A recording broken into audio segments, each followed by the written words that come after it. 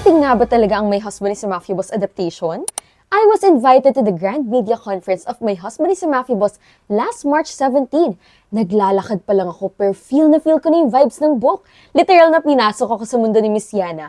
Actually, kung nakikita niya nga lang to, sigurado ako magiging happy siya sa progress ng adaptation ng book niya. I've heard magaling sa romcom si Direct Fifth, kaya naman 40 niya to kung sakali. Kinda kinakabahan lang ako dahil may atake ng action itong kwento. Paano kaya nila mababali yung story from being light and comedic to bigla ang action, no? Pero plus points na gumamit daw sila ng mga drone shots. Next, last mga Project Loki, sana malaki rin yung budget nito, no?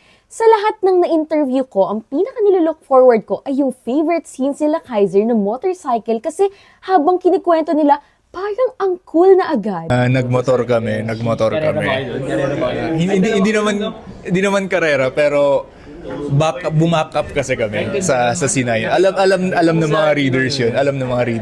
Sample pa lang yan ang exclusive interview natin. Syempre, marami pa tayong idodrop sa mga susunod na videos kung ano nga ba ang mga kaabang-abang na eksena. Tulad nga ng sinabi ni Amy. Sana tuloy-tuloy yung support. Sana mas mahalin niyo yung mga characters in yung buong series. April 11, malapit na po yan. Only on Viva One. Stream legally! Yes, stream legally.